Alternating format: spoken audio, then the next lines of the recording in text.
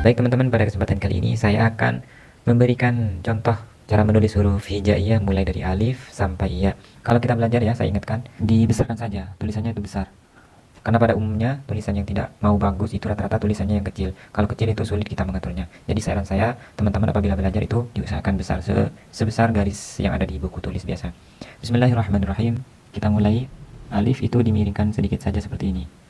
Kemudian huruf ba. Huruf ba, bagian awalnya ini sedikit terangkat, kemudian bagian kedua ini tulis agak ke bawah ya, miring ke bawah. Seperti ini. Ini huruf ba. Kalau dikira-kira, kalau dalam kaidah khol itu terangkatnya itu kira-kira setengah titik. Kemudian lebarnya itu 4 titik. Selanjutnya kita lanjut ke huruf ta, sa. Itu sebenarnya sama saja, tapi untuk melengkapi huruf hijaiyahnya saya tulis saja. Sebenarnya sama ya, kaidahnya ini sama. Ba, ta, sa ini kaidahnya sama, jadi saya tidak perlu menjelaskan lagi. Sa. Kemudian selanjutnya adalah huruf jim. Jim, cara penulisannya seperti ini. Ini kalau dikukur kira-kira panjangnya itu 4 titik ya. Nanti saya jelaskan, saya tulis terlebih dahulu. Jim, keterangannya seperti ini. Panjangnya ini 4 titik. Kemudian bengkoknya ini dari sini ya. Di sini sedikit lebih lentur, kemudian untuk bengkok dari sini ini lebih padat, lebih tajam. Itu juga dengan ha sama saja. Jim, ha, dan kho. Kemudian huruf dal. Dal, ini cara penulisannya seperti ini. Ujungnya sedikit bengkok, kemudian agak miring ke bawah. Dari sini sama seperti ba, sedikit terangkat, dan bagian yang kedua semakin merendah. Ini sama saja kira-kiranya setengah titik. Begitu juga dengan huruf dal, yaitu sama seperti huruf dal, tidak ada bedanya. Lanjut ke huruf ro. Huruf ro, bagian pertama miring seperti ini, kemudian ditarik seperti ini, dan lurus. Ini huruf ro. Atau huruf za, yang bentuknya seperti ini. Ini huruf za. Ini cara penulisannya begini ya. Ini terangkatnya kira-kira setengah titik, dan bagian akhirnya ini sama dengan bagian yang awal. Lurus dengan bagian huruf ro yang awal. Kita lanjut ke huruf sin. Ini perlu teman-teman pahami betul ya, huruf sin ini. Sin, cara penulisannya seperti ini. Ya, ikuti saja. Kemudian di sini diangkat seperti ini. Itu diangkat, agak diangkat ke atas. Kemudian bagian yang kedua ini lebih lebar, jaraknya lebih lebar dari sini. Nah, ini ke bawah, jangan diangkat ya. Kalau yang pertama tadi diangkat, kalau yang kedua ini lurus saja seperti ini, rata ke bawah. Kemudian dari sini kita ambil bagian yang terakhir. Nah, seperti ini. Keterangan simpelnya seperti ini. Ini kira-kira satu titik, kemudian ini 1,5 titik atau 2 titik. Kemudian untuk bagian akhirnya ini, nah, ini setara dengan bagian atau badannya, dan bagian akhir ini dari huruf sin ini sama seperti huruf nun, atau dalam kata lain huruf nun sama seperti ekornya huruf sin. Kemudian kita lanjut dengan huruf selanjutnya yaitu shin, yaitu penulisannya sama dengan sin, tidak ada bedanya. Penulisannya seperti ini ya.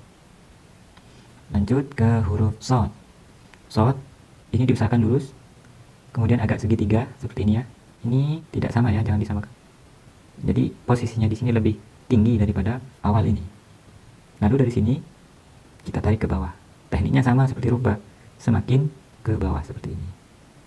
Nah, dari sini kita bikin seperti ekornya huruf sin dan shin, yaitu sama seperti halnya menulis huruf nun. Begitu juga dengan huruf dot, tidak ada bedanya dengan huruf sod. Seperti ini ya. To bentuknya sama seperti halnya sod dan dot, sedikit lebih lurus dan agak segitiga seperti ini. Lalu ditarik agak ke bawah seperti ini. Seperti yang saya jelaskan tadi, tekniknya khot naskhi itu sedikit terangkat ya. Nah, setengah titik, tekniknya sama. Dan huruf to ini memiliki kepala. Nah, memiliki taris. Kalau alif tidak memiliki taris, tapi kalau to, alifnya to ini memiliki taris. Begitu juga dengan huruf zo, sama saja, tidak ada bedanya dengan huruf to. Seperti ini ya. Ain, cara membuatnya seperti ini.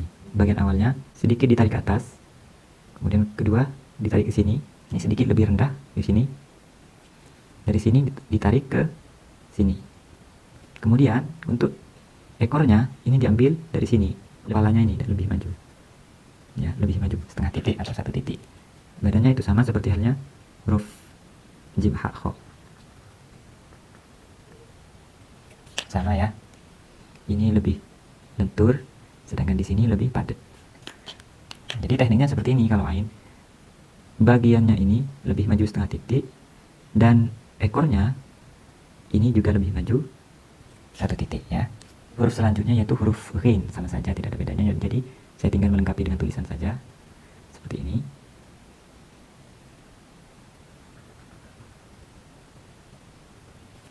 Ghin. Nah ini ghin, fa sama seperti halnya menulis huruf ba. Anggap ini kepalanya. Kemudian untuk selanjutnya sama seperti halnya menulis huruf ba. Menulis huruf ba seperti ini. Tidak ada bedanya sama sekali. Jadi kaidahnya seperti itu. Sama setengah titik terangkat ya. Dan lebarnya pun sama 4 titik. Ini huruf fa. Kemudian huruf qaf. Qaf memiliki kepala yang sama dengan huruf fa, hanya saja bedanya ada di sini. Ekornya sama seperti halnya ekornya shin. Dalam kata lain, ekornya itu menggunakan huruf nun. Otomatis ke bawahnya ini lebih panjang. Ini lebih pendek dan huruf qaf ke bawahnya itu lebih panjang, seperti halnya huruf nun. Begini ya. Untuk lebarnya tentu tidak sama dengan huruf fa. Karena huruf ba dan huruf nun itu beda. Ini kira-kira 3 titik dan ekornya itu tidak boleh lebih tinggi dari kepalanya. Kemudian di sini sama saja ya, setengah titik rata-rata cara penulisannya seperti itu ya.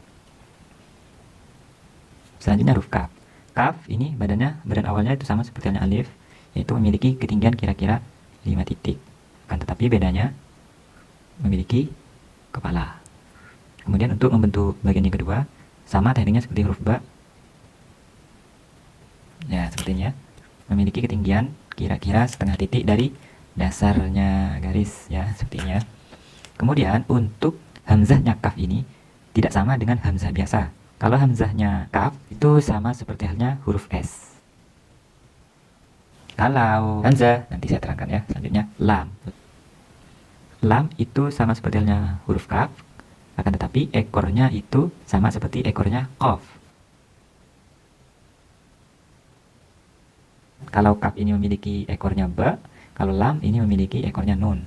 Mim, ini nanti saya tulis dua, ada mim yang mendasar dan ada mim yang ekornya itu ke bawah. Jadi ngangkatnya, bagian yang pertama ngangkatnya seperti ini, tarik ke bawah, kira-kira lebih rendah dari di sini. Dari sini tarik lagi ke sini.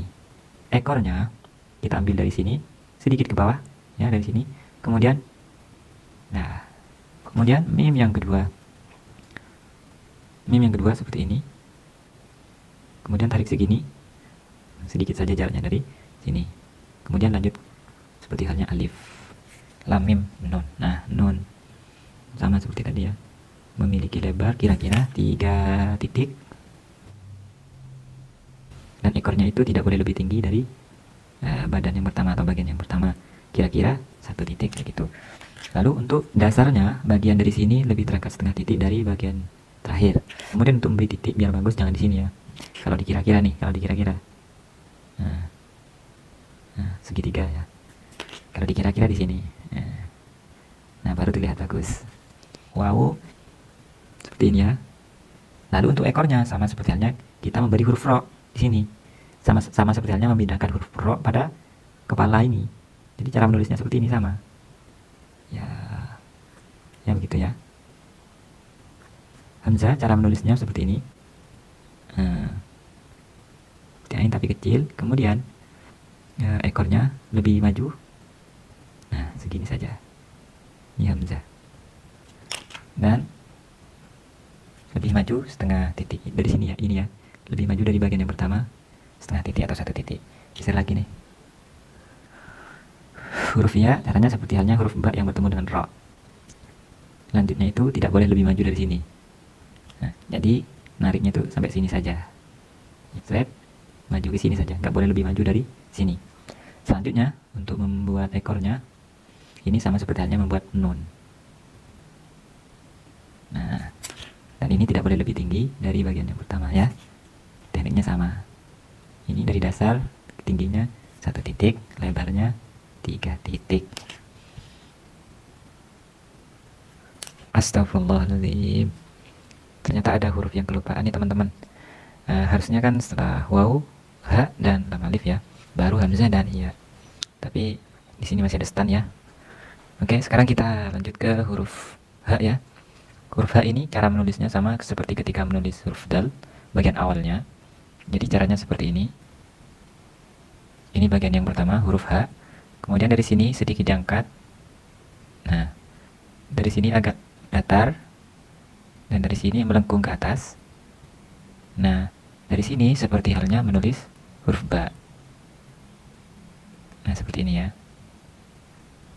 Ketinggiannya huruf H ini kira-kira 3 titik. Kemudian untuk bulatannya ini kira-kira 1 titik.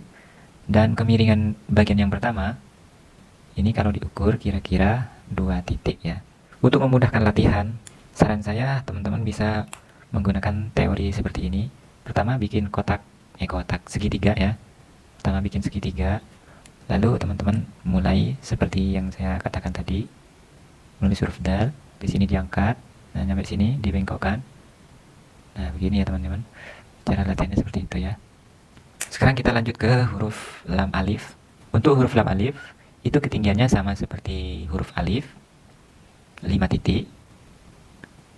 Hanya saja 1/3-nya ini dibengkokkan ke sini. Lalu kita sambung dengan alif. Miring ke kanan seperti ini. Dari sini agak ke bawah lurus. Setelah itu untuk huruf lam dikasih teris dan huruf alifnya itu dikasih hilyah. Hilyah itu ornamen atau hiasan ya. Jadi kalau diukur secara kaidah, untuk huruf alif ini ketinggiannya itu kan kira-kira 5 titik ya. Tapi dibagi 3. Nah, bagian pertama 1, 2, 3. Nah, dari bagian ketiganya ini bengkok ke sini.